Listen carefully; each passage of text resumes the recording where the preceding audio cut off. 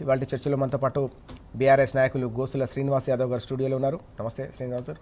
అలాగే మనతో పాటు లైవ్లో జాయిన్ అవుతున్నారు రాజకీయ విశ్లేషకులు పాపారావు గారు. నమస్తే పాపారావు గారు. నమస్తే. ముందుగా మనం శ్రీనివాస్ గారు ఒక కీలకమైన అంశం మనం చూస్తున్నాం. బీసీ కోటాకు సంబంధించి పంచాయతీ ఎన్నికల నగారా మోగిన వేళ రిజర్వేషన్లు మొత్తం 42% కల్పిస్తామని చెప్పి కాంగ్రెస్ హామీ ఇస్తే చివరికి 17% పడిపోయినాయి. కొన్ని జిల్లాల్లో అయితే ఏకంగా 3, 4, 5% మాత్రమే పరిమితమైన అంశం ప్రధానంగా కనిపిస్తోంది. ఎట్లా చూడాల్సిన అవసరం ఉంది? గతంలో ఉన్న రిజర్వేషన్లను కూడా పాతరేసి ఇచ్చిన హామీని కూడా పూర్తిగా సమాధి చేసిన అంశాన్ని బీసీ వర్గాలు ఎట్లా చూస్తూ ఉన్నాయి? కాంగ్రెస్ ఇచ్చిన హామీని అమలు చేసే విషయంలో చేసిన ఈ నయవంచనను ఎట్లా అర్థం చేసుకుంటున్నాయి? ముందుగా మీకు అదేవిధంగా పాపారావు గారికి, టీ న్యూస్ ప్రేక్షకులకు శుభోదయం. భారతదేశంకి స్వాతంత్రం వచ్చి దాదాపు 7 దశాబ్దాలు అయిపోయిన సందర్భంలో ఇప్పటి వరకు బీసీలను నయవంచన చేస్తూ మోసం చేస్తున్న ఏకైక పార్టీ ప్రధానంగా ఏంటంటే కాంగ్రెస్ పార్టీ. ఎందుకు అంటే దేశాన్ని ఎక్కువ కాలం పరిపాలించింది. ఆ తర్వాత బీజేపీ పార్టీ. ఈ 2 జాతీయ పార్టీలు ఈ దేశ నిర్మాణంలో ఉన్న బీసీ బహుజన బిడ్డలను, ఉత్పత్తిలో ఉన్న, నిర్మాణంలో ఉన్న, అభివృద్ధిలో ఉన్న బీసీ బిడ్డలను నయవంచన చేసి మోసం చేస్తున్నది ఏంటంటే 2 జాతీయ పార్టీలు. అక్కడక్కడ ఇంత లబ్ధి జరిగింది బీసీలకు, రాజకీయంగా, ఆర్థికంగా, సామాజికంగా న్యాయం జరిగిందంటే అక్కడున్న ప్రాంతీయ పార్టీలతో, బీఆర్ఎస్ లాంటి ప్రాంతీయ పార్టీలతో తప్ప జాతీయ పార్టీలతో ఎక్కడ కూడా లాభం జరగలేదు. ఎందుకు అంటున్నా ఈ మాట అంటే ఈ దేశంలో దాదాపు 7 సార్లు సర్వే అయింది, జనగణన జరిగింది. ఈ 7 సార్లల్లో 8 సార్లలో కూడా ఒక్కసారి కూడా జనగణన అంటే మీరెంత మేమెంత అనే లెక్క కూడా చెప్పలేదు. అంతకుముందు స్వతంత్రం రాకముందు 1932లో జరిగిన సర్వే ఏదైతుందో, జనగణన ఏదైతుందో ఆ సర్వే తప్ప ఇప్పటి వరకు బీసీల జనగణన తెలియదు. అంటే ఒకవైపు టెక్నాలజీ లేనప్పుడు దాదాపు 100 సంవత్సరాలు 90 సంవత్సరాల కింద జనగణన జరిగితే మళ్ళీ ఇప్పటి వరకు కూడా ఈ బీసీ జనగణన చేయలేదు. ఎందుకు చేయలేదు? బీసీ జనగణన ఎందుకు చేయాలి? కుల జనగణన ఎందుకు చేస్తారు అంటే వాళ్ళ ఈ దేశంలో ఆర్థిక, సామాజిక, రాజకీయ, సాంస్కృతిక ఎంత స్ట్రెంత్ ఉంది, విద్యలో ఏ విధంగా ఉన్నారు, వైద్యంలో ఏ విధంగా ఉంది పరిస్థితి తెలుసుకోవడానికి ఎక్కడైనా ఒక సర్వే నిర్వహిస్తారు. అది ప్రపంచంలో ప్రతి దేశంలో 10 సంవత్సరాలకు ఒకసారి సర్వే నిర్వహిస్తారు. కానీ ఇక్కడ జనం యొక్క సర్వే ఇచ్చిండ్రు. ఆ పక్కన ఉన్న సోదరులైన ఎస్సీ ఎస్టీల సర్వేలు నిర్వహించారు. కానీ బీసీ బిడ్డలకు వచ్చేసరికి, బహుజనుల బిడ్డ వరకు వచ్చేవరకు ఈడ లెక్కలు పెట్టలేదు. చివరికి ఎంత దుర్మార్గం అంటే అన్న, ఈరోజు ఈ దేశంలో అనిమల్ సెన్సస్ జరుగుతుంది. అంటే కుక్కలు ఎన్ని ఉన్నాయి, పందులు ఎన్ని ఉన్నాయి, అడవిలో పులులు ఎన్ని ఉన్నాయి, పాములు ఎన్ని ఉన్నాయి, నెమళ్ళు ఎన్ని ఉన్నాయి, ఇవన్నీ సర్వే జరుగుతుంది. అనిమల్ సెన్సస్ జరిగి ఇన్ని ఉన్నాయని చెప్తారు. కానీ బీసీల జనగణన చేయలేదు. అందులో భాగంగానే మొన్న కామారెడ్డి డిక్లరేషన్లో కాంగ్రెస్ పార్టీ మరోసారి నయవంచన చేసి మోసం చేసింది. 4 ఓట్లు సంపాదించుకుంది.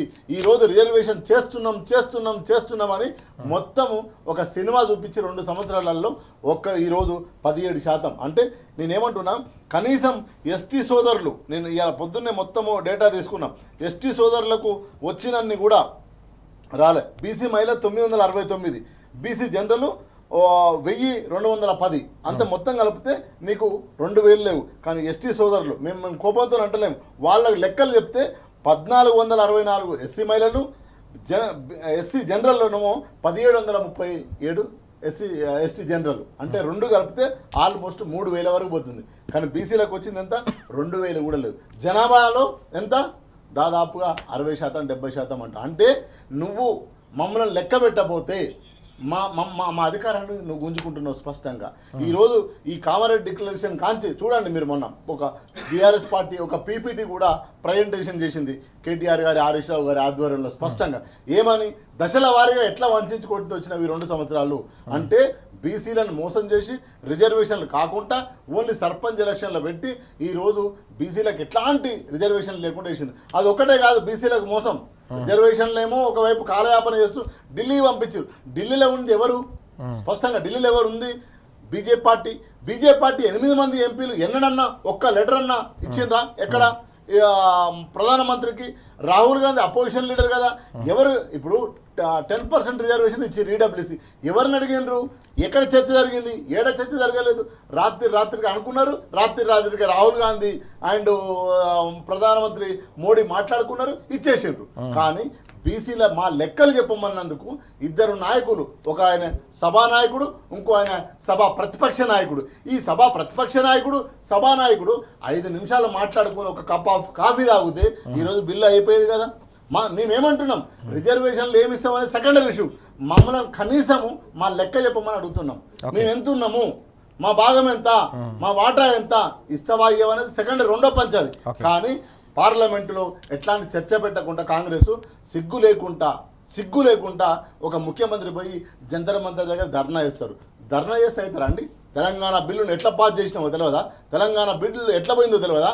నువ్వు పార్లమెంట్లో కొట్లాడాల్సింది పోయి నీ 8 మంది కాంగ్రెస్ ఎంపీలు, నీ 8 మంది బీజేపీ ఎంపీలు. ఎంత కుట్ర అంటే బీజేపీ ఎంపీలు ఇక్కడ ఎమ్మెల్యేలు 8 మంది ఎమ్మెల్యేలు ఇక్కడ తెలంగాణ అసెంబ్లీలో సపోర్ట్ చేసిండ్రు.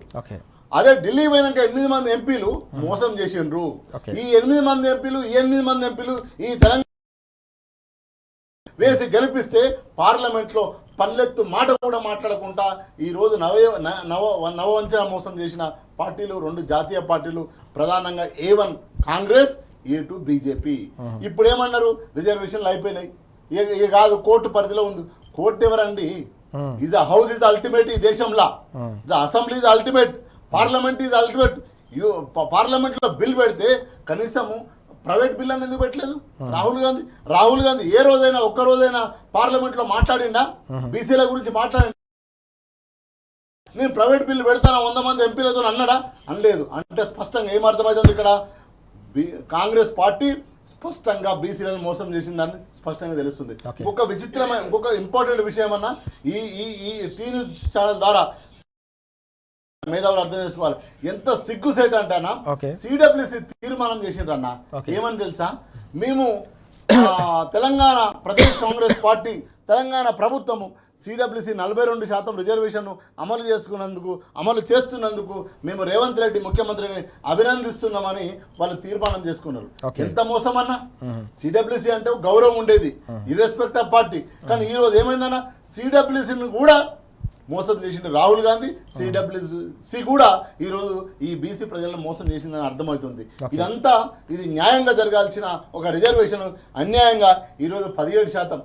గతంలో కేసీఆర్ గారు 27% ఇస్తే, గతంలో మొట్టమొదటిసారి మార్కెట్ చైర్మన్లలో బీసీలకు రిజర్వేషన్లు ఇస్తే, ఈరోజు కాంగ్రెస్ పార్టీ బీసీల కామారెడ్డి డిక్లరేషన్ అని చెప్పి డిక్లరేషన్ల పేరు మీద ఈరోజు నయా వంచన మోసం చేసిన పార్టీ ఈరోజు కాంగ్రెస్ పార్టీ అని స్పష్టంగా మనకు అర్థమవుతుంది.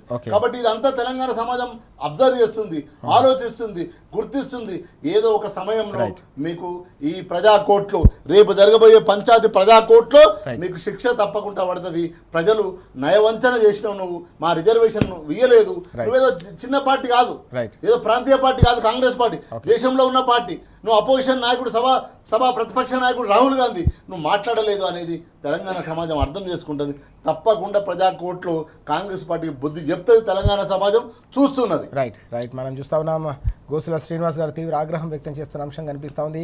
బీసీలకు సంబంధించి కామారెడ్డి డిక్లరేషన్ మొదలుకొని చివరికి పంచాయతీ ఎన్నికల నగారా మోగే వరకు కాంగ్రెస్ చేసిందంతా కూడా మోసం, దగా, నయవంచన తప్ప మరొకటి కాదని చెప్పి అభ్యంతరం వ్యక్తం చేస్తున్న పరిస్థితి కనిపిస్తూ ఉంది. దీనికి తోడుగా 2 జాతీయ పార్టీలుగా చెప్పుకునే కాంగ్రెస్ కావచ్చు, బీజేపీ కలిసి కూర్చొని చర్చించుకుంటే ఒక్క నిమిషంలో ఈ రిజర్వేషన్లను రాజ్యాంగబద్ధంగా ఇచ్చే అవకాశం బీసీలకు ఉన్నప్పటికీ కేవలం మభ్యపెడుతున్నారు తప్ప వీరిలో చిత్తశుద్ధి లేదని కూడా మండిపడుతున్న అంశం మనం చూస్తున్నాం. పాపారావు గారు, మనం చూస్తున్నాం బీసీ రిజర్వేషన్లకు సంబంధించిన అంశంపై మొత్తం బీసీ సంఘాలన్నీ కూడా పంచాయతీ ఎన్నికల నగారా మోగిన నేపథ్యంలో కాంగ్రెస్ పార్టీ తీవ్ర స్థాయిలో తమను వెన్నుపోటు పొడిచిందని నిన్న గన్ పార్క్తో పాటు అనేక జిల్లాల్లో కూడా పెద్ద ఎత్తున నిరసన జ్వాల రగిలింది. 42% రిజర్వేషన్లు కాదు, చివరికి 17%కి పడేశారు, పూర్తిగా వెన్నుపోటు పొడిచారని చెప్పి ఆగ్రహం వ్యక్తం చేస్తున్న అంశం. ఎట్లా చూడాలి ఈ మొత్తం ప్రక్రియను, ఏ రకంగా అర్థం చేసుకోవాల్సిన అవసరం ఉంది వీళ్ళ ఆగ్రహాన్ని? కాంగ్రెస్ పార్టీ మరో అంశంలో మరో పెద్ద ద్రోహానికి ఇది మచ్చుతునక సుమారుగా 2 సంవత్సరాలుగా డ్రామా ఆడుతున్నారు. ఆ రోజు వాగ్దానం కామారెడ్డి డిక్లరేషన్ కానీ, ఆ తర్వాత ఎన్నికల సమయంలో వాగ్దానం కానీ, అధికారంలోకి రాగానే 6 నెలల్లోనే అప్పుడున్నటువంటి 23% రిజర్వేషన్ ని 42%కి పెంచి మొత్తంగా ఓవరాల్ గా బీసీలకు సుమారుగా 23,973 స్థానాలు స్థానిక సంస్థల్లో అన్నిట్లో రిజర్వేషన్ వచ్చేటట్టు వాళ్ళంత ప్రాతినిధ్యం వహించేటట్టు చేస్తామని చెప్పి ఎన్నికల వాగ్దానంగా కామారెడ్డిలో బీసీ డిక్లరేషన్ లో చెప్పుకున్నారు. కానీ 2 సంవత్సరాల పాటు కాలయాపన చేసి చివరి దశలో ఒక ఆర్డినెన్స్ లేకపోతే అదేనో ఇదేనో అసెంబ్లీ తీర్మానం చేసి ఆఖరికి అది కోర్టుకెళ్ళి కోర్టు కేసు విషయంలో వీళ్ళంతా ఆ రోజు విచారణ ఉన్న రోజు అనుకుంటా పొన్నం గారు వీళ్ళంతా హై డ్రామా ఢిల్లీ వెళ్ళటం హడావిడిగా విమానాశ్రయంలో వాళ్ళ వీడియోలు హడావిడి ఊళ్ళో అది ఆ రకంగా జరిగిన తర్వాత తీరా చూస్తే ఈరోజు సరే కోర్టు కాదంది ఆ పాత పద్ధతిలో చేసుకోమంది. పాత పద్ధతిలో అంటే సుమారుగా అప్పటికి 23% ఉంది రిజర్వేషన్. ఇప్పుడు ఏమైంది, ఇప్పుడు వీళ్ళు ఇచ్చిన దాని ప్రకారంగా 17.08%, అంటే పోయినసారి ఉన్న రిజర్వేషన్ కూడా సుమారుగా 9% దాకా పోయింది. 9% కదా 6% దాకా పోయింది. ఇప్పుడు లేదు 6% దాకా తగ్గిపోయింది. అంటే కొడనాలికి మందేస్తే ఉన్ననాలికి పోయినట్లుగా వీళ్ళు చేస్తున్న పనులు ఏంటంటే బీసీలకు మేలు చేస్తామని చెప్పి వెనుపోటు పొడుస్తున్నటువంటి తీరు స్పష్టంగా కనపడుతుంది. దీన్ని ఖచ్చితంగా ఎవరు సహించరు. అందరికీ అర్థమవుతానే ఉంది. మొదటి నుంచి ఏమైనా ఆశ పెట్టుకున్నాం, ఎప్పటికెళ్ళే ఆశలాగా వీళ్ళు ఏమైనా చేస్తారేమో భయమైనా ఉంటుంది కదా, స్థానిక సంస్థల ఎన్నికల్లో ఓడిపోతామని. కాబట్టి ఆ భయం కొద్దీనైనా ఏమైనా దారిలోకి వచ్చి ఏమైనా కొంతైనా చేస్తారేమో, చేయడానికి ప్రయత్నం చేస్తారేమో అని అనుకున్నాం. తీరా చూస్తే వీళ్ళు చేస్తుంది ఏంటంటే ఎట్లాంటి మొహమాటము భయము రిజర్వేషన్లు ఉన్న వాటిని గురించి బీసీలకు మరీ బీసీలు భగ్గుమంట కాదు అసలు. రాష్ట్రం మొత్తం న్యాయం అన్యాయం తెలిసిన వాళ్ళంతా వీడు ఆడిన డ్రామా గురించి ప్రతి వాళ్ళకి ఆగ్రహంగానే ఉంటుంది. ఖచ్చితంగా వీళ్ళు చేసింది పచ్చి మోసం అనేది ఫీల్ అవుతారు. ఈ రోజు నిన్న బీసీల ఆందోళన రాష్ట్ర వ్యాప్తంగా నిరసనలు, రేపు 30వ తారీఖు చలో హైదరాబాద్ ఉందనేది విన్నాను నేను. ఓవరాల్ ఏంటంటే అంటే ఒక బీసీలు పెద్ద వర్గం సుమారుగా చాలా పెద్దది కదా, 50% పైన, అంటే 60% దాకా కూడా దాటుకొని ఉండొచ్చు. ఆ బీసీల రాష్ట్ర జనాభాలో అంత పెద్ద స్థాయిలో ఉన్న జనాభాకి ఇంత పెద్ద స్థాయిలో మోసం చేయటం అంటే ఎంత తెగింపు, బరి తెగింపు. మీకు అదే కాదు ఇదే కాదు, బీసీ రిజర్వేషన్ విషయంలోనే కాదు, బీసీలకు ఇచ్చిన ఏ హామీ నెరవేరుస్తున్నారు, బీసీలకు ఇచ్చినటువంటి ఏ హామీ నెరవేరలా.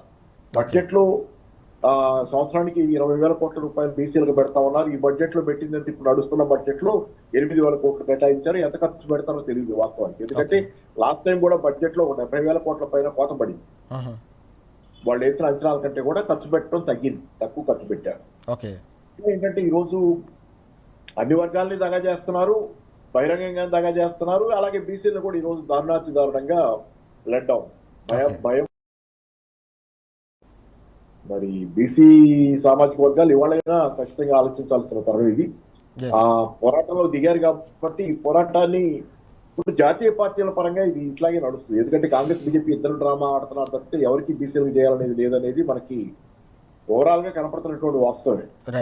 ఏంటంటే పార్లమెంట్ లో తీర్మానం చేయాలి, పార్లమెంట్ లో చేసి దాన్ని పాస్ చేసుకొని షెడ్యూల్ 9 లో పెట్టుకోవాలి, 9th షెడ్యూల్ లో పెట్టుకుంటే అవుద్ది. అది ఎవరి చేతిలో ఉంటుంది?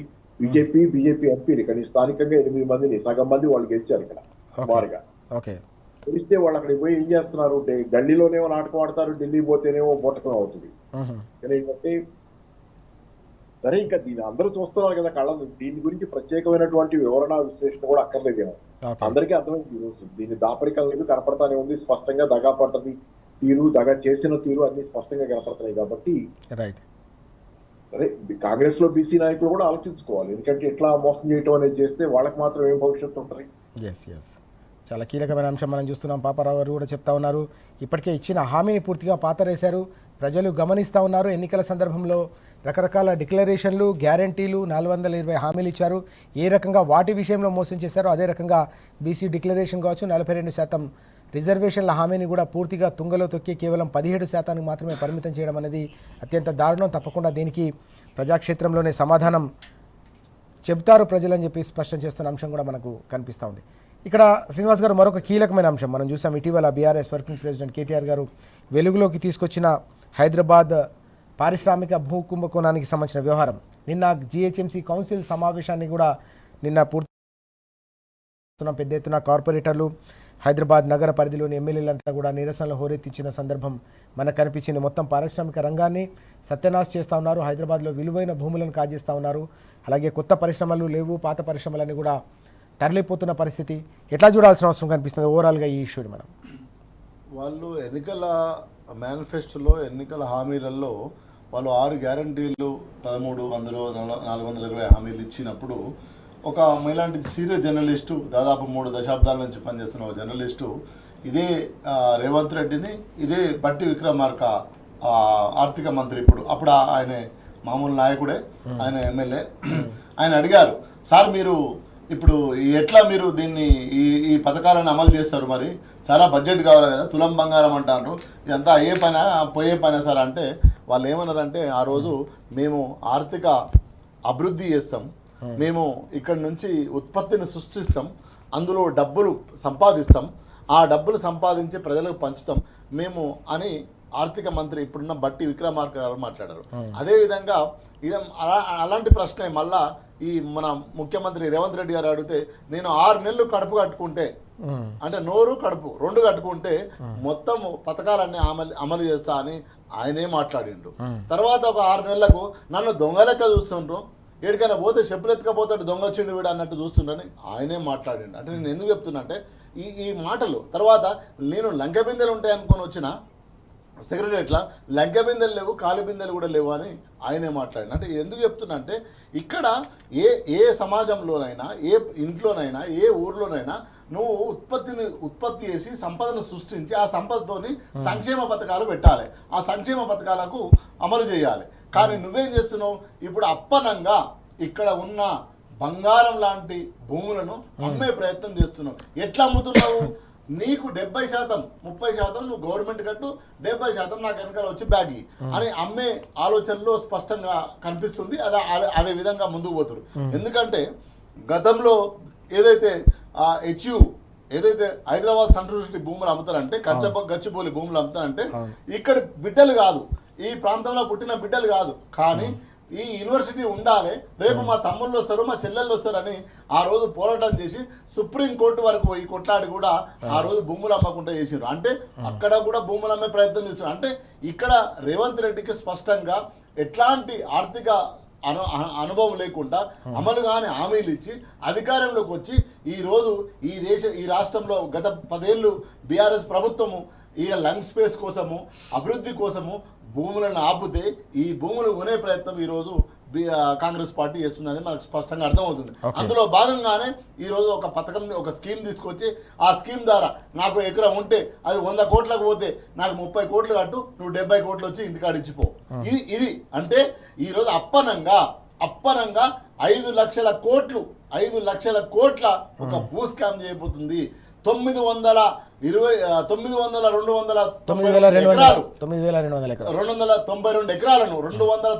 ఎకరాలను ఈ రోజు అప్పనంగా ప్రైవేట్ వ్యవస్థకు, ఆయన కుటుంబాలకు, వాళ్లకు అమ్మే ప్రయత్నం చేస్తున్నారు. ఇదంతా తెలంగాణ ఆస్తి. తెలంగాణ సమాజం తిరగబడే రోజు రాబోతుంది దగ్గరలోనే. వీళ్ళు ఎంత దూరం పోయే పరిస్థితి లేదు. ఎందుకంటే మనకున్న ఆస్తి అది ప్రభుత్వం ఆస్తి. ఆ రోజు కేటీఆర్ గారు చెప్పారు, ఆ రోజు మీరు ఇక్కడ కంపెనీ పెడతారని, ఇక్కడ మా పిల్లలకు ఉద్యోగాలు వస్తాయని, మీరు ట్యాక్సీలు కడితే ఆ ట్యాక్సీల ద్వారా వచ్చిన డబ్బులను మేము సంక్షేమం కోసం ఖర్చు పెడతామని మీ కంపెనీకి అప్పారంగా భూములు ఇచ్చింది. ఆ భూములు ఆ రోజు రూపాయి ఇంటి రోజు 100 రూపాయలు అయినాయి. 100 రూపాయల వాల్యూ ఉన్న భూమును 30 రూపాయలకు ఎట్లా అమ్ముతావు? నువ్వు 100 రూపాయలు ఉన్న వాల్యూ ఉన్న భూమును 30 రూపాయలకు అమ్మి నువ్వు 1000 రూపాయల బిజినెస్ ఎట్లా చేస్తావు? అంటే నువ్వు అపార్ట్మెంట్ కడతావు, విల్లాస్ కట్టుకుంటావు, పబ్ హౌస్లు కడతావు, రేపు ఫామ్ హౌస్లు కట్టుకుంటావు. అంత వాల్యూ గల భూమును ఎట్లా చేస్తావని కేటీఆర్ గారు ప్రశ్నించడం జరిగింది స్పష్టంగా. సో నేనేమంటున్నా అంటే ఈ రోజు ఈ రాష్ట్రంలో ఉన్న ఏదైతే బంగారం తునక లాంటి భూములను అమ్మి ఈరోజు ఒక నలుగురికి బలం చేకూర్చేటట్టు, నలుగురికి ఆస్తులు చేపేటట్టు ఒక స్కామ్ రాబోతుంది. ఆ స్కామే ఈరోజు స్పష్టంగా కేటీఆర్ గారు బయట పెట్టడం జరిగింది. ప్రజలలో ఈరోజు చర్చ జరుగుతుంది. ఇదంతా తెలంగాణ సమాజం చూస్తుంది. కాకపోతే ఒక బాధ ఏంటంటే వాళ్ళకు వచ్చే అవకాశం లోపే వీళ్ళు ఎక్కడ తెలంగాణ మొత్తం అమ్మిపోతారేమని భయం అవుతుంది తెలంగాణ బాబును. సార్ మీరు జీవోలు ఇస్తలేరు, మేము ప్రతిపక్ష పార్టీ జీవోలు ఇచ్చేంత వరకు మాకు జీవోలు వస్తలేవు అంటే అట్లేం లేదు మేము కూడా మీకు జీవోలు ఓపెన్గా పెడుతున్నాం కదా అంటుడు. అంటే శ్రీధర్ బాబు గారు కూడా అర్థమైపోయింది ఒక మంత్రికి ఏమని, మేము మోసం చేస్తున్నాం, తెలంగాణ ఆస్తులు అమ్ముతున్నాం అప్పనంగా, మేము ఇది అన్యాయం, ఇది చాలా మోసం జరుగుతుంది అనేది స్పష్టంగా శ్రీధర్ బాబు గారు కూడా అర్థమైపోయింది. ఇప్పటికైనా అది ఏదైతే పథకం ఉందో దాన్ని వెనకకు తీసుకోవాలి, ఏదైతే స్కీమ్ ఉందో, ఏదైతే భూముల అమ్మకం ఉందో దాన్ని బంద్ చేయాలి. లేకపోతే రేపు సమాజం ఇప్పుడు ఈ రోజు ఢిల్లీలో ఏమైతుందన్న కాలుష్యం, ఢిల్లీలో బయటికి వెళ్ళలేని పరిస్థితి, మాస్కులు పెట్టుకునే పరిస్థితి, రేపు హైదరాబాద్ పరిస్థితి కూడా అదే అవుతుంది అన్న. ఈ రోజు నువ్వు లంచ్ స్పేస్ ఆపపోతే ఈ రోజు ఢిల్లీలో ఏం జరుగుతుంది, చాలా గుండె జబ్బులు వస్తున్నాయి. ఈ టైంకి బయటకు వెళ్ళొద్దు అంటారు. అసలు ఈ టైంలో ఇప్పుడు అక్కడ కాలుష్యం చాలా విషపూరితంగా మారిపోయింది. ఎందుకు మారిపోయింది? ఎక్కడ లంచ్ స్పేస్ లేవు. కనీసం ఇప్పుడున్న ఈ పారిశ్రామిక వాడలు ఉన్న ల్యాండ్ ఏదైతే ఉందో వాటిని లంచ్ స్పేస్ గా వాడితేనే రేపు హైదరాబాద్ ఉంటుంది. లేకపోతే హైదరాబాద్ లో కూడా మనం ఈ టైం టు ఈ టైంకి బయటకు రావాల్సిన పరిస్థితి ఏర్పడుతుంది. కానీ రేవంత్ రెడ్డికి అది లేదు. రేవంత్ రెడ్డికి ఏమి ఉండాలంటే సంచులు బ్యాగులు కావాలి, ఆ బ్యాగులు నింపాలి. ఈ రోజు 5 లక్షల కోట్లు ఈ దేశంలో అతి పెద్ద భూ స్కామ్ చేయబోతుంది కాంగ్రెస్ పార్టీ. ఓకే రైట్, మనం చూస్తున్నాం చరిత్రలోనే అతిపెద్ద భూ స్కామ్కు తెరతీసింది కాంగ్రెస్ పార్టీ, కాంగ్రెస్ సర్కార్ అని చెప్పేసి శ్రీనివాస్ గారు కూడా మండిపడుతున్న అంశం కనిపిస్తోంది. విలువైన భూములు, ప్రజా సంపద తెలంగాణ ప్రజలకు దక్కాలి తప్ప పారిశ్రామిక వాడల భూములను ఈ రకంగా ప్రైవేటుకు అనుయాయులకు కట్టబెట్టడం అత్యంత దారుణమని మండిపడుతున్న అంశం కూడా మనకు కనిపిస్తోంది. శ్రామిక రంగానికి సంబంధించిన విలువైన భూముల వ్యవహారం అనేది రోజు రోజుకు కూడా పెద్ద ఎత్తున చర్చకు దారితీస్తున్న అంశం. పారిశ్రామిక రంగం అంతా కూడా సత్యనాశ అయిపోతుంది కాంగ్రెస్ పాలనలో అని తీవ్ర స్థాయిలో నిన్న బీఆర్ఎస్ శ్రేణులన్నీ కూడా విరుచుకుపడిన అంశం కనిపించింది. జీహెచ్ఎంసీ కౌన్సిల్ సమావేశం వేదికగా కార్పొరేటర్లు కూడా పెద్ద ఎత్తున నిరసనను హోరెత్తించారు. ఏ రకంగా ఇంత విలువైన భూములను మీరు తెగ నమ్ముతారు? విలువైన ఆస్తిని, భవిష్యత్ తరాలకు అందించాల్సిన ఆస్తిని, ప్రజా సంపదను, ప్రభుత్వ సంపదను ఏ రకంగా ఇలా కొల్లగొడతారని చెప్పేసి నిన్న జీహెచ్ఎంసీ కౌన్సిల్ సమావేశంలో కూడా ఎండగట్టిన అంశం. తప్పకుండా దీన్ని వెనక్కి తీసుకోవాలని చెప్పి వారు డిమాండ్ చేశారు. మనతో పాటు పాపారావు గారు కూడా కంటిన్యూ అవుతున్నారు. పాపారావు గారు రైట్, పాపారావు గారు ఎట్లా చూడాల్సిన అవసరం కనిపిస్తుంది? మనం ఈ మొత్తం వ్యవహారాన్ని ఇటీవల కూడా మనం చర్చించాం. ఈ మొత్తం వ్యవహారం వెలుగులోకి వచ్చినప్పుడు తాజాగా జీహెచ్ఎంసీ కౌన్సిల్లో కూడా దీనిపై ఇది మొత్తం అంటే పర్యావరణానికి కావచ్చు, ప్రజల ఆరోగ్యానికి సంబంధించిన ముడిపడిన అంశం అని చెప్పేసి నిపుణులు కూడా ఇది హై డిజాస్టర్ రిస్క్ అని చెప్పి వారంతా కూడా అభ్యంతరం వ్యక్తం చేస్తున్న సందర్భం కూడా కనిపిస్తుంది. ఎట్లా చూడాలి ఓవరాల్గా ఈ ఇష్యూని మనం? రేవంత్ రెడ్డి గారి గురించిన చిన్న ఆయన ఆలోచన విధానం లేకపోతే ఆయన స్వభావం గురించి, ఆయన దృష్టి ప్రవృత్తి గురించిన ఒక మళ్ళీ ఒక ఉదాహరణ. ఆయన ఈ రియల్ ఎస్టేట్ ఎంటీ స్పేసెస్ అమ్మటం తప్పితే ప్లాట్లు చూపించి ఇంకోటి తెలియదు అనేది ఈసారి రుజువు అవుతుంది. మళ్ళీ ఇంకోసారి పరిశ్రమలు తేవటం ఉంటే ఒక నిర్మాణం, ఒక ఉత్పత్తి ఇవన్నీ ఉంటాయి. కానీ ఆయనకి speculative activity, real estate speculative activity తప్పితే ఇంకోటి చేత కాదు, తెలియదు అంటానికి తార్కాణం ఈరోజు పరిశ్రమల కోసం ఉద్దేశించిన భూముల్ని ఈరోజు ఈ రకంగా హిల్ట్ పేరుతో ట్రాన్స్ఫర్మేషన్ కి చేయటం ప్రణాళిక. అంటే ఏంటంటే తెగనమ్ముతున్నటువంటి పరిస్థితి. తెలంగాణ ప్రభుత్వం గతంలో ఏ భూములను అయితే సేకరించి భవిష్యత్ పారిశ్రామిక అవసరాలకి సిటీ చుట్టూ ఒక చోట కేంద్రీకృతంగా పరిశ్రమలు ఉండే విధంగా అన్ని చోట్ల స్ప్రెడ్ అయ్యి కాలుష్యం అన్ని చోట్ల పెరగకుండా చేసిన ఏర్పాటుని ఈరోజు తూట్లు పొడిచే కార్యక్రమం. దీని ద్వారా మొట్టమొదటిగా ప్రభుత్వం అంగీకరిస్తుంది ఏంటంటే పరిశ్రమలు తేవటం మాకు చేత కాదు అనేది ఒకటి చెబుతున్నారు. ఆల్రెడీ అది రుజువైంది. గతంలో కేటీఆర్ గారు ఉండగా పరిశ్రమల మంత్రిగా, టీఆర్ఎస్ ప్రభుత్వం ఉండగా రోజు ఒక పరిశ్రమ అంటే ఆల్మోస్ట్ 2-3 రోజులకు ఒకసారి పేపర్లో పలానా పరిశ్రమ వచ్చిందనే వార్త వస్తుండేది. ఈరోజు భూముల అమ్మకాల వార్తలు అలా వస్తున్నాయి అనేది కూడా మనకి చూస్తున్నాం. కాబట్టి ఏంటంటే ఖచ్చితంగా ఇది ఏంటంటే ఇక్కడ మీకు పైగా జాలనట్టు మీకు గమనిస్తే ఏంటంటే ఆ జాలనట్టు నిన్నే వచ్చిన వార్త. ఈ జీవో ఎలా లీక్ అయింది, కేటీఆర్ గారి చేతికి ఎలా పోయింది అనేది పెద్ద చర్చ వాడింది. అంటే అత్త కొట్టినందుకు కాదు, ఆడబిడ్డ నవ్వినందుకు అన్నట్లుగా చేస్తున్న పని చేస్తా, తాము చేస్తున్న నిర్వాహకం చేస్తా, అది బయటపడ్డందుకు బాధ. ప్రజాపాలన ఇది అంటే ప్రజల మీద కుట్ర చేసే పాలన ప్రజాపాలన అవుతుంది అనేది వాళ్ళ ఉద్దేశం. ఎందుకంటే ప్రజాపాలన అంటే ఈరోజు ఈ భూములు ఇదేది రహస్య జీవో, ఇదే సెక్యూరిటీ అంశాలు దీనికి సంబంధించింది కాదు కదా. హైదరాబాద్ నగరంలో ప్రజలందరికీ సంబంధించినటువంటి ప్రభుత్వ ఆస్తులైనటువంటి భూములను అమ్మటానికి రహస్యంగా చేస్తున్నారంటే ప్రజల మీద చేస్తున్న కుట్రగాకి ఏంటిది?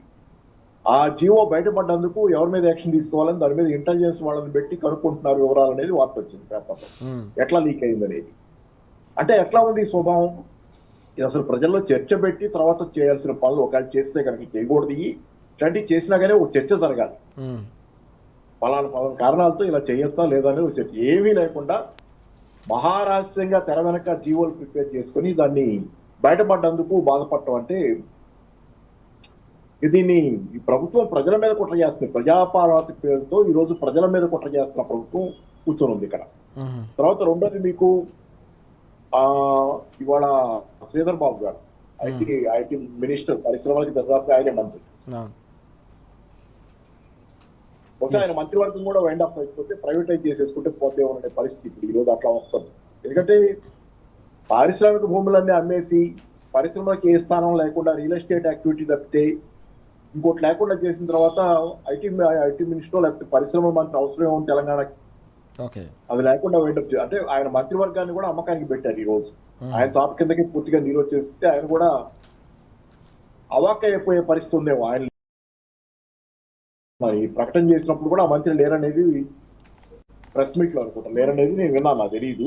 ఏదేమైనా కానీ మీకు ప్రజల ఇది పారిశ్రామిక భూములు అనే వాటిని ఇలా అంటే పారిశ్రామిక భూములు ఉన్న ఏరియాలో ఆల్రెడీ కొన్ని పరిశ్రమలు ఉంటాయి. ఆ పరిశ్రమల్ని మీరు వాటి కాలుష్యం ఉంటుంది. ఆ కాలుష్యం ఉన్న ఏరియాలో రియల్ ఎస్టేట్ యాక్టివిటీ మల్టీపర్పస్ జోన్లుగా మారుస్తున్న వాటిని రియల్ ఎస్టేట్ యాక్టివిటీ చేపట్టి అక్కడ అపార్ట్మెంట్ లో షాపింగ్ కాంప్లెక్స్ ఇది ఇచ్చినా కాలుష్యం అనేది వాళ్ళకు కూడా ఇబ్బంది. కాబట్టి ఆల్రెడీ ఇంకొక వార్త వస్తుంది ఏంటంటే ఆల్రెడీ ల్యాండ్ ట్రాన్సాక్షన్ జరిగిపోయి తెర వెనక ఎవరెవరికి ఏ భూములు దక్కాలనేది డీల్ అయిపోయిన తర్వాత బయట ఓపెన్ గా జీవో ఇచ్చుకుంటున్నారు అనేది కూడా ఇప్పుడు కొంత ఒక వినికిడి ఉంది. కాబట్టి దానికోసం ఇంత హడావిడి వెనక్కి పోలేని స్థితిలో ఆల్రెడీ ట్రాన్సాక్షన్స్ ఎవరికి కావాల్సిన వాళ్ళు పర్చేస్. సో దీని మీద ఇది ఒక పెద్ద సిబిఐ కేసుకు అర్హమైనటువంటి కేసు, సిబిఐ విచారణకు అర్హమైనటువంటి కేసు ఇది. చాలా పెద్ద ఎత్తున విచారణ జరగాలి. ఇంత స్కామ్ బహుశా భారతదేశంలో ఇంత నిర్లజ్జగా ఇంత ఓపెన్ గా ఇంత భయంకరంగా స్కామ్ చేసినటువంటి ప్రభుత్వం ఏది ఉండదు. ముఖ్యంగా హైదరాబాద్ నగరంలో వేలాది ఎకరాలని ఈ రకంగా ట్రాన్స్ఫర్మేషన్ పేరుతో అధికారం ఉంది కదా అని చెప్పి జీవోలు ఇచ్చుకొని ఇష్టానుసారం చేస్తున్నటువంటిది ఇది బహుశా నేను అనుకోవటం దేశ చరిత్రలో ఇట్లాంటిది ఫస్ట్ టైం జరుగుతుందేమో అనేది. కాబట్టి ఏంటి దీని మీద ఖచ్చితంగా కేంద్ర ప్రభుత్వం ఆయన రేవంత్ రెడ్డి గారి బడే బాయి చోటే బాయి కదా మనకు తెలిస్తే కానీ ఏదేమైనా కనీసం ప్రజలకి కొంత ఊరట కలిగించడానికైనా దీని మీద భారీ ఎత్తున జరుగుతున్న స్కామ్ మీద విచారణ జరగాల్సిన అవసరం అయితే ఈ రోజు ఖచ్చితంగా ఉంది. రాష్ట్ర ప్రభుత్వ సంస్థలు చేయలేవు కాబట్టి విచారణని వాటికి ఉన్న పరిమితుల దృష్ట్యా ప్రభుత్వంతో వాటికి ఉండే సెన్సిటివిటీ దృష్ట్యా కేంద్ర ప్రభుత్వం మీద విచారణ జరిపించాల్సిన అవసరం ఉంది. బీజేపీ నాయకత్వం కూడా దీనికి డిమాండ్ చేయాల్సిన అవసరం ఉంది. ఎస్ శ్రీనివాస్ గారు, పాపారావు గారు చెప్పినట్టు ఇది మొత్తం వ్యవహారం అంతా కూడా కేంద్ర ప్రభుత్వం దీనిపై విచారణ జరిపించాలని కోరుతున్న సందర్భం కూడా మనం చూసాం. బీఆర్ఎస్ ఈ వ్యవహారాన్ని వెలుగులోకి తీసుకొచ్చిన తర్వాత బీజేపీ నేతలు కూడా దీన్ని స్పందించిన సందర్భం కూడా కనిపించింది. ఇది పెద్ద భారీ కుంభకోణం అని చెప్పి స్పందించిన అంశం కూడా మనకు కనిపించింది. ఎట్లా చూడాలి మరి కేంద్రంలో అధికారంలో ఉన్న ఇప్పుడు స్పష్టంగా ఇది ధనం ప్రజలు ఉన్న ప్రకృతి ఇచ్చిన ధనం అది. సో ఇప్పుడు దాన్ని వేలం వేసి అమ్ముతానంటే ప్రజలు ఊరుకోరు ఒకటి. రెండోది బీజేపీ పార్టీ ఇప్పుడు రెస్పాండ్ కావాలని కేటీఆర్ గారే మాట్లాడారు స్పష్టంగా. మీరు ఇప్పటికైనా మీరు కూడా రెస్పాండ్ కావాలి, ఇది పెద్ద స్కామ్ జరగబోతుందని. కాబట్టి బీజేపీ పార్టీకి చిత్తశుద్ధి ఉంటే స్పష్టంగా ఈరోజు ఇమీడియట్లీగా ఏదైతే భూముల అమ్మకం ఉందో అమ్మకం పైన స్పష్టంగా సిబిఐ ఏపీఆర్ కేంద్ర ప్రభుత్వం వాళ్ళదే కాబట్టి ఏపీచి 5 లక్షల కోట్లు, ₹1 ₹2 కాదు ఇక్కడ జరిగేది స్కామ్. 5 లక్షల కోట్లు అప్పనంగా ప్రైవేటు వ్యక్తులకు నీ కుటుంబానికి నువ్వు కట్టబెడుతున్నావు దొంగదారిన. అది కూడా జీవో చెప్పకుండా జీవో ఒక జర్నలిస్ట్ ద్వారా మిగతా వాళ్ళ ద్వారా బయటకు వచ్చింది తప్ప వాళ్ళు బయటికి ఇవ్వలేదు. అంటే స్పష్టంగా అర్థమేమవుతుంది ఇక్కడ మొత్తం లోపాయకారంగా అందరికి అప్పనంగా భూములు కట్టిచ్చేస్తున్నాం అనేది స్పష్టంగా అర్థమవుతుంది. అంటే నేనేమంటున్నా అంటే ఇది దొంగదారిన చేయాల్సిన పని కాదు కదా. నువ్వు ఒకవేళ అంత కమిట్మెంట్ ఉంటే అంత కన్సర్న్ ఉంటే అసెంబ్లీలో చర్చించారు కదా. మొన్న ఒక్కరోజు అంటే ఒక్కరోజే అందులో మా రేవంత్ రెడ్డి గారు చేపల కూర కోసం చేపల పులుసు కోసం కేరళ పోయి లంచ్ చేసి మళ్ళీ డిన్నర్కి వచ్చి సభను కంటిన్యూ చేసిండు. అంటే అసెంబ్లీలో చర్చించు, కౌన్సిల్లో చర్చించు. ఇప్పుడు జిహెచ్ఎంసీలో ఏం మాట్లాడుతున్నారు వాళ్ళు? జిహెచ్ఎంసీ అంటే ఏంది, జిహెచ్ఎంసీ కౌన్సిల్ అంటే ఏంది, ప్రజల చేత ఎన్నుకోబడిన కౌన్సిలర్లు కార్పొరేటర్లు వచ్చి అక్కడ వాళ్ళ వాయిస్ వినిపిస్తున్నారు. మా ప్రాంతంలో ఉన్న 100 ఎకరాల భూమిని అట్లనే పార్కు ఉంచండి, లంగ్ స్పేస్ గా ఉంచండి, ఆట స్థలంగా ఉంచండి, భవిష్యత్ తరాల కోసం చెట్లు పెట్టండి అని కౌన్సిల్లో మాట్లాడుతున్నారు. నువ్వు కౌన్సిల్లో మాట్లాడనియవు. అదేవిధంగా 5 లక్షల కోట్లు దాదాపు ఇంత పెద్ద భూమి అమ్ముతుంటే నువ్వు అసెంబ్లీలో చర్చ ఎందుకు పెట్టవు? ప్రతిపక్ష పార్టీలో ఎందుకు వాయిస్ తీసుకోవు? ఏం మాటల్లో చర్చ పెట్టాలి కదా. నీకు నీతి నిజాయితీగా నువ్వు చేస్తున్నావు అనుకుంటే you come to open start చేయి చర్చ. హౌజ్లో పెట్టండి, 2 రోజులు 3 రోజులు వారం రోజులు చర్చ పెట్టండి. ఏ భూమి అమ్మాలా, ఏ భూమి అమ్మొద్దు, ఎందుకు అమ్మాలా, ఎవరి కోసం అమ్ముతున్నాం, వచ్చిన సంపదను ఎటు పంపుతున్నాం చెప్పండి మీరు క్లియర్గా. చెప్పకుండా రాత్రి దొంగ రాత్రి మీరు జీవో తీసుకొచ్చినట్టు అర్థం ఏంటంటే అదొక స్కాము. తిరుపతి రెడ్డి నీ కుటుంబానికి, నీ బంధువర్గాలకు సంబంధించిన ఆ 9,000 ఎకరాల భూమిని అప్పనంగా అగ్గువ సగ్గువగా అంటగడుతున్నాం అనేది స్పష్టంగా అర్థమవుతుంది. దీన్ని తెలంగాణ సమాజం అర్థం చేసుకోవాలి. ప్రజాస్వామిక వాదులు, బుద్ధిజీవులు, పరిరక్షణ సంబంధించిన మేధావులు మాట్లాడాలి. ఇది మన ఆస్తిని ప్రైవేట్ పరంగా అమ్ముతున్నారు. రేపు అపార్ట్మెంట్లు కడతారు, రేపు విల్లాలు కడతారు. ఎక్కడ నిలబడతాము? ఢిల్లీకి వచ్చిన పరిస్థితి రేపు హైదరాబాద్కి వస్తుంది. హైదరాబాద్ అంటే ఒక అద్భుతమైన నగరము. ఈ నగరాన్ని ఆ 9,000 ఎకరాలు అమ్మితే నువ్వు ఏమైపోతాము రేపు పొద్దున? సో ఇది ఆలోచించకుండా అందుగురించే ఈరోజు రాత్రే క్యాబినెట్లన్నీ కూర్చొని ఇది మొత్తము మెర్జీ చేస్తున్నాం. జిహెచ్ఎంసీల కంపెనీలన్నీ, ఇండస్ట్రీలన్నీ మొత్తం గ్రేటర్ రింగ్ రోడ్ అవతలి పోవాలి. ఇదంతా కూడా ఔటర్ రింగ్ రోడ్. ఇదంతా ఒక కుట్ర, ఇదంతా ఒక దోపిడీ. ఈ వ్యవస్థను, ఈ భూములను అమ్మడం కోసమే. బట్ ఇప్పటికైనా పాపారావు ఇప్పుడు బీజేపీ చిత్తశుద్ధి ఉంటే, బడేబాయి చోటేబాయి కాదనుకుంటే ఎమ్మెడే సిబిఐ విచారణ కోరండి. మీ 8 మంది ఎమ్మెల్యేలు ఉన్నారు, 8 మంది ఎంపీలు ఉన్నారు. ఈ తెలంగాణ ప్రజలు మిమ్మల్ని గెలిపించారు. హైదరాబాద్ లో ఎంపీ ఉన్నాడు స్పష్టంగా. సో మీరు మాట్లాడి డిస్కస్ చేయండి, సిబిఐ ఎంక్వైరీ చేయించండి. లేకపోతే తెలంగాణ సమాజం మిమ్మల్ని కూడా క్షమించదు. రైట్ మనం చూస్తా ఉన్నాం. బీజేపీ కేవలం ఆరోపణలు చేయడం కాదు, నిజంగానే చిత్తశుద్ధి ఉంటే లోపాయికారి ఒప్పందాలు లేకపోతే దీనిపై తప్పకుండా విచారణ జరిపించాల్సిన అవసరం ఉందని చెప్పేసి శ్రీనివాస్ గారు అలాగే పాపారావు గారు కూడా కోరుతున్న సందర్భాన్ని మనం చూస్తా ఉన్నాం. మరో కీలకమైన అంశం, కేబినెట్ సమావేశం జరిగింది. పాపారావు గారు నిన్న మనం చూసాం, కేబినెట్ సమావేశంలోనే మంత్రులు ముఖ్యమంత్రిపై అసంతృప్తి వ్యక్తం చేసినట్టుగా కూడా సమాచారం బయటికి అందిన సందర్భం. అన్నిటికంటే ముఖ్యంగా పవర్ ప్లాంట్లకు సంబంధించిన ప్రతిపాదనలపై వారంతా కూడా ఫైర్ అయ్యారు. కేబినెట్ సమావేశంలోనే తమ అసంతృప్తిని వ్యక్తం చేశారనే అంశం కూడా కనిపిస్తుంది. ఓవైపు 2 ఏళ్లు కావస్తోంది, గ్యారంటీలు అమలు చేయకుండా ఈ రకంగా ఇతర హామీలు, కొత్త భారాలు మోపుకోవడం అనేది ప్రజలు అభ్యంతరం వ్యక్తం చేసినట్టుగా కూడా తెలుస్తోంది. అలాగే పారిశ్రామిక భూములకు సంబంధించిన వ్యవహారం కూడా చర్చకు వచ్చినట్టు సమాచారం, అలాగే పత్రికల్లో కూడా కథనాలు వస్తూ ఉన్నాయి. ఎట్లా చూడాల్సిన అవసరం కనిపిస్తుంది? ఓవరాల్గా కేబినెట్ జరిగిన తీరును మనం ఎట్లా అర్థం చేసుకోవాలి?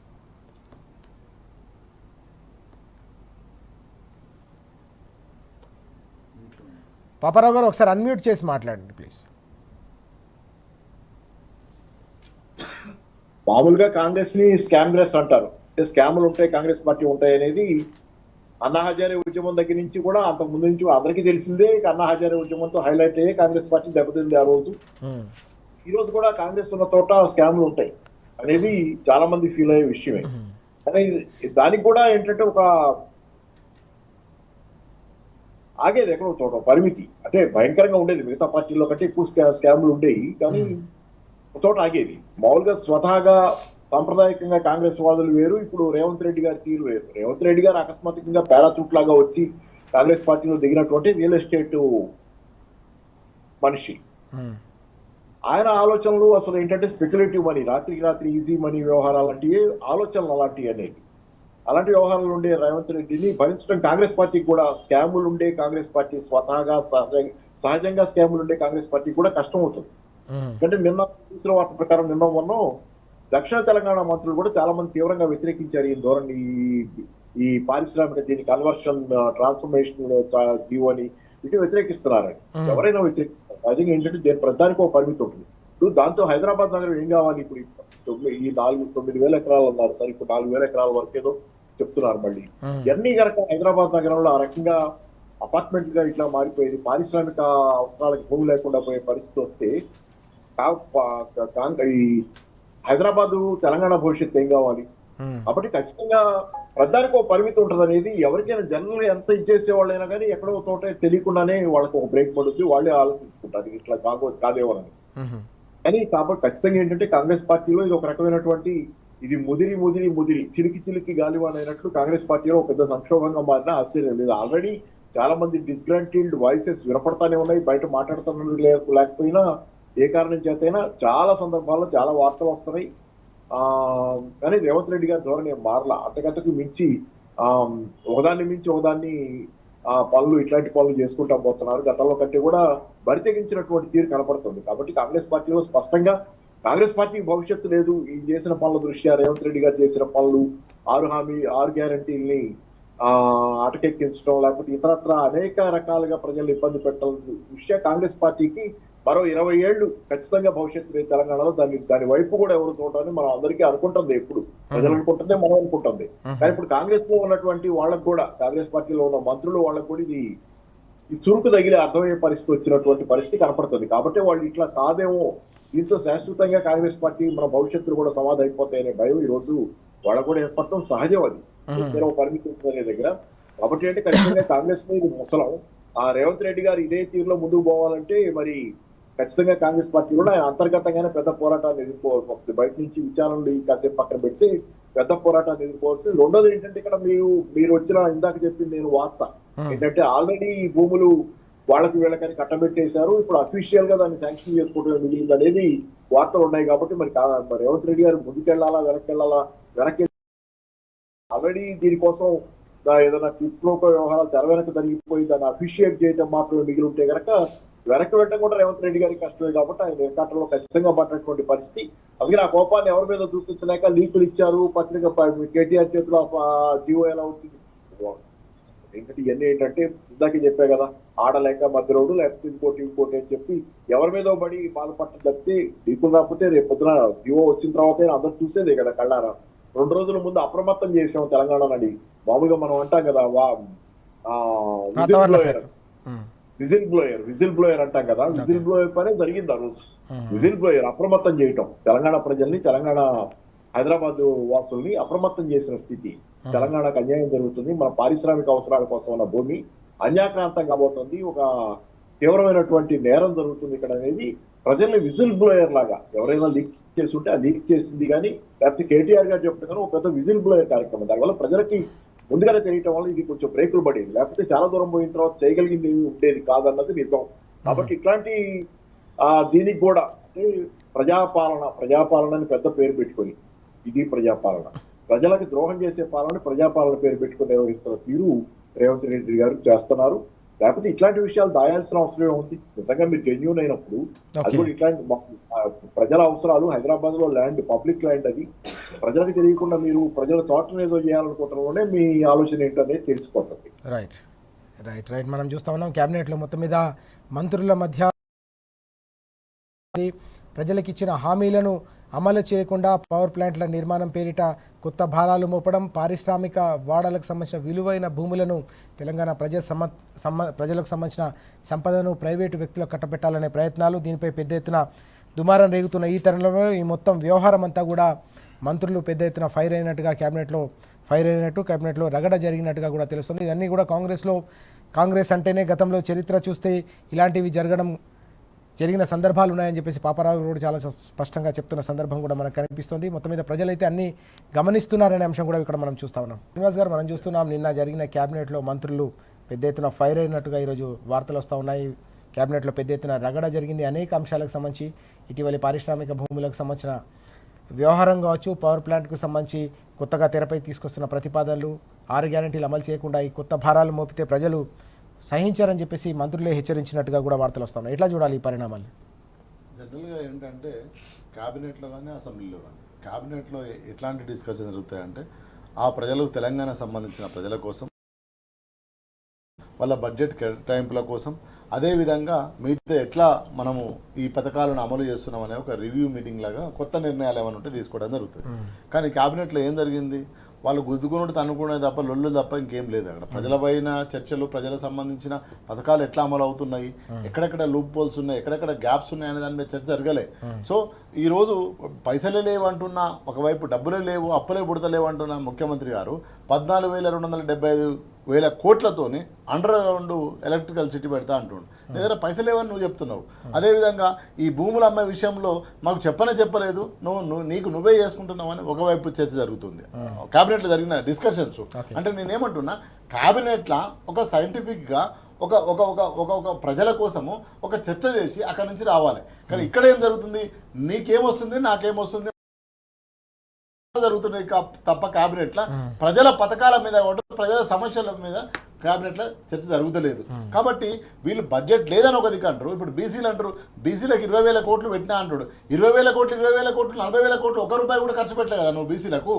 అంటే క్యాబినెట్లో తీర్మానాలు కదా, నీ మేనిఫెస్టోలో కదా, 6 గ్యారంటీలు కదా, 2,000 పింఛన్లు మా అవ్వయ్యకి ఇస్తాను, 4,000 పింఛన్లు కదా, ఈ 2,500 మా అక్క చెల్లెలకు ఇస్తానన్నావు కదా. ఇవి జరగాలి కదా చర్చ. ఇవి జరుగుతలేవు. ఎట్లా భూములు అమ్మాలి, ఎట్లా పంచుకోవాలి, ఏందనే కానీ గొడవ, అదే లొల్లి. అంత తప్పించి క్యాబినెట్లో ఒక ప్రొటెక్టివ్గా ఒక నిర్మాత్మకమైన నిర్ణయాలను తీసుకొని ప్రజల సంక్షేమం కోసం మనం ఇచ్చిన హామీల కోసం మాట్లాడే ఒక్క తీర్మానం కూడా జరగలేదు అనేది మనకు స్పష్టంగా అర్థమవుతుంది. అందులో భాగంగానే ఈయన రాత్రికి మొత్తం కేసీఆర్ గారు డీసెంట్రలైజ్ అంటే పరిపాలన వికేంద్రీకరణ చేసిండు. అంటే 10 జిల్లాలను 33 జిల్లాలు చేసి 400 మండలాలను 550, 600 మండలాలు చేసుకొని గ్రామాలను గ్రామ పంచాయతీలు చేసి కలెక్టర్లను ఒక ఆదిలాబాద్ జిల్లా ఉంది, ఆదిలాబాద్ జిల్లా పోవాలంటే మంచిర్యాల నుంచి 5 గంటలు 6 గంటలు, కొమరంభీం జిల్లా ఉంది, ఆసిఫాబాద్ నుంచి సిరిపూర్ కాకినాడ నుంచి పోవాలంటే 5-6 గంటలు పట్టేది. ఈరోజు 2 జిల్లాలు అట్లా 33 జిల్లాలు చేసుకొని వికేంద్రీకరణ అంటే పరిపాలనను వికేంద్రీకరణ చేస్తే ఈయన ఈరోజు జిహెచ్ఎంసీలు ఏం చేస్తున్నాడు, సెంట్రలైజ్ చేస్తున్నాడు. అంటే ఎక్కడ కౌన్సిలర్ అక్కడ, ఎక్కడ కార్పొరేటర్ అక్కడ, ఎక్కడ మేయర్ అక్కడ ఉంటే పరిపాలన బాగా జరుగుతుంది, అందులో ప్రజల సమస్యలు తీరుతాయి. కానీ ఈరోజు ఏం చేస్తున్నాడు, ఈ క్యాబినెట్లో మొత్తం ఉన్న 27 సంబంధించిన అన్నింటినీ మెర్జ్ చేసుకొని ఈరోజు రాత్రే జిహెచ్ఎంసీ అవతలకి రింగ్ రోడ్ అవతలకి కంపెనీలు పంపించి లోపల భూములు అమ్ముకోవడం. అంటే టోటల్గా చూస్తే క్యాబినెట్లో ఏం చర్చ జరుగుతుందంటే ప్రజల సమస్యల మీద చర్చ జరగలేదు, ప్రజలకు ఇచ్చిన హామీల మీద చర్చ జరగలేదు, ప్రజల పథకాల మీద చర్చ జరగలేదు, పంపకాల పైన చర్చ జరిగింది క్యాబినెట్లో. ఆ పంపకాలలో వచ్చిన లొలులే గరం గరం మరం మరం. సో కాబట్టి స్పష్టంగా ఈరోజు 12,000 కోట్లు, ఈరోజు 15,000 కోట్లు, 20,000 కోట్లు నీ దగ్గర పైసలే లేవంటున్నావు. ఇవి కాదు నిర్ణయాలు జరిగింది. నిర్ణయాలు ఏం జరిగిందంటే నీ వాటా నా వాటా తేల్చుకోవడానికి క్యాబినెట్ కాంగ్రెస్ క్యాబినెట్ జరుగుతుందంటే అర్థమైందంటే గుర్తుపెట్టుకోవాలి, తెలంగాణ సమాజం వాళ్ళ పంపకాల కోసం టేబుల్ డిస్కషన్ జరుగుతుంది అంతే. Cabinet is a distribution of minister of వాళ్ళ యొక్క అంతే తప్పించి ఒక్క క్యాబినెట్ లో కూడా ఒక గొప్ప నిర్ణయం నువ్వు ఇచ్చిన హామీల మీద క్యాబినెట్ పెట్టు. నువ్వు ఇచ్చిన హామీలు ఇచ్చినావు కదా, ఆ హామీల మీద 100 రోజులలో నేను ఎంతవరకు అమలు చేసినావు క్యాబినెట్ డిస్కస్ చేయి. ఒక్క క్యాబినెట్ లో ఒక్క డిస్కషన్, ఒక అద్భుతమైన డిస్కషన్, ఒక ప్రజల అభివృద్ధి కోసం డిస్కషన్ జరిగిందా? ఒక క్యాబినెట్ లో ఒక రెజల్యూషన్ చేసిర్రా? చెయ్యలేదు. క్యాబినెట్ అంటేనే కాంగ్రెస్ పంపకాల కోసం క్యాబినెట్ పెట్టుకుంటారు తప్ప ఈ తెలంగాణ సమాజాన్ని అభివృద్ధి చేద్దామనో, తెలంగాణకి ఇచ్చిన హామీలను అమలు చేద్దామనో, ఇంకోటో కొత్త పాలసీలు తీసుకొస్తానో, కొత్త పథకాలు పట్టుకొస్తామనో, కొత్త కంపెనీలు పట్టుకొస్తామనో క్యాబినెట్ లో డిస్కషన్ జరగట్లేదు. Cabinet discussion is a distribution of ministry is a fund అంతే. అంతకంటే మించి క్యాబినెట్ లో ఏమి జరగదు. ఆ పంపకాలలో నుంచే ఈ గొడవలు, ఆ పంపకాల నుంచే ఈ గరము, ఆ పంపకాల నుంచే ఈ తనులాట గుదిలాట లోపల. అదే కదా మాట్లాడింది కొండ సురేఖ మాట్లాడుతుంది కదా, కొండ సురేఖ బిడ్డ మాట్లాడుతుంది కదా, నీ మంత్రులే మాట్లాడుతున్నారు కదా, నీ ఎమ్మెల్యే మాట్లాడుతున్నారు కదా. ఇప్పుడు కాంగ్రెస్ కావాల్సింది ఏం చెప్పనా, ఈ క్యాబినెట్లో ఆ 60 మంది ఎమ్మెల్యేలను కూడా కూర్చోబెడితే అయిపోతుంది. ఎందుకంటే వాళ్ళకు క్యాబినెట్ లో డిస్ట్రిబ్యూషన్ జరుగుతలేదు. అందుగురించి అనిరుద్ధ్ రెడ్డి ఒక ఆయన మాట్లాడతాడు, అదేవిధంగా మన శ్రీనివాసరెడ్డి మహబూబ్నగర్ నుంచి మాట్లాడతాడు, ఇంకొక ఎల్లారెడ్డి నుంచి ఆయన ప్రపంచ బ్యాంకుకు లోను కావాలని, ఆయన అప్పులు కావాలని లోన్ రాస్తాడు. నీకు ఇక్కడ ఏమైతుంది మీరు అర్థం చేసుకోవాలి అంటే ఎమ్మెల్యేలు క్యాబినెట్ లో లేరు కాబట్టి వాళ్ళకి ఏం వస్తలేదు. అందుగురించే క్యాబినెట్ మీటింగ్ అంటే స్పష్టంగా కాంగ్రెస్ పంపకాల మీటింగ్గా తెలంగాణ సమాజం అర్థం చేసుకోవాలి. రేపు గ్రామ పంచాయతీ ఎలక్షన్లలో వాళ్ళ కర్రు కాల్చి వాత పెట్టకపోతే మాత్రం కాంగ్రెస్ ఇంకా తెలంగాణను అమ్మే ప్రయత్నం చేస్తుంది, వంచే ప్రయత్నం చేస్తుంది, అన్ని వర్గాలను వంచిస్తుంది. కాబట్టి దయచేసి రేపు కాంగ్రెస్ ఏదైతే గ్రామ పంచాయతీ ఎలక్షన్లో కర్రు కాల్చి కాంగ్రెస్ వాత పెట్టాలి. తెలంగాణ సమాజం స్పష్టంగా ఆ నిర్ణయం తీసుకొని ముందుకు పోవాలని ప్రజలు చూస్తున్నారు. అటువైపుగానే ఆలోచిస్తారు, అటువైపుగానే ప్రయాణం చేస్తారు. ఎస్ సార్, చాలా కీలకమైన అంశం మనం చూస్తున్నాం. పాపారావు గారు అలాగే శ్రీనివాస్ గారు కూడా చెప్తా ఉన్నారు. పంచాయతీ ఎన్నికలు జరుగుతున్న వేళ ప్రజలంతా కూడా పూర్తి స్థాయిలో ఆగ్రహవేశాలు వ్యక్తం చేస్తున్న సందర్భం కనిపిస్తుందని చెప్పేసి చెప్తా ఉన్నారు. తప్పకుండా ఈ మొత్తం వ్యవహారాలని కూడా పంచాయతీ ఎన్నికల్లో ప్రతిబింబిస్తాయి. ప్రజా ఆగ్రహం తప్పకుండా కట్టలు తెంచుకుంటుంది. కాంగ్రెస్కు గుణపాఠం చెప్తారని కూడా హెచ్చరిస్తున్న సందర్భం. క్యాబినెట్ సమావేశాలు వాస్తవానికి బీఆర్ఎస్ హయాంలో, కేసీఆర్ గారి హయాంలో ఒక దార్శనికతకు, తెలంగాణ ప్రజలకు ఏం చేయాలి, సంక్షేమాన్ని ఎలా మానవీయ కోణంలో ప్రజలకు అందించాలి, అభివృద్ధిని ఎలా మెరుపు వేగంతో కొనసాగించాలనే దానిపై అనునిత్యం కూడా చర్చలు జరిగేవి. తొలి క్యాబినెట్ను మొదలుకుంటే దాదాపు 42 చారిత్రాత్మకమైన నిర్ణయాలు తీసుకున్న తొలి క్యాబినెట్, తెలంగాణ సాధించుకున్న తర్వాత జరిగిన క్యాబినెట్ నుంచి మొదలుకుంటే 10 ఏళ్ల పాటు కొనసాగిన బీఆర్ఎస్ హయాంలో ప్రతి క్యాబినెట్ సమావేశంలో చారిత్రాత్మకమైన నిర్ణయాలు, ప్రతిష్టాత్మకమైన పథకాలను అమలు చేసి తెలంగాణ దిశను మార్చితే ప్రస్తుతం కాంగ్రెస్ హయాంలో జరుగుతున్న క్యాబినెట్ సమావేశాలన్నీ కూడా కేవలం పంపకాల కోసం, పంచాయతీల కోసమే జరుగుతున్నాయి తప్ప తెలంగాణ ప్రజల కోణంలో జరగట్లేదు. తెలంగాణ సమాజం వీటన్నిటిని కూడా గమనిస్తోంది. నిశ్చితంగా తప్పకుండా దీనికి సమాధానం చెప్తుంది ప్రజాక్షేత్రంలో అని శ్రీనివాస్ గారు అలాగే పాపారావు గారు కూడా వెల్లడిస్తున్న అంశాలను మనం ఇప్పటివరకు చూసాం. Thank you very much Srinivas గారు అలాగే పాపారావు గారు చర్చలో పాల్గొన్నందుకు థ్యాంక్ యూ సో మచ్. ఇది ఇవాల్టి వార్తలు వాస్తవాలు. నమస్తే.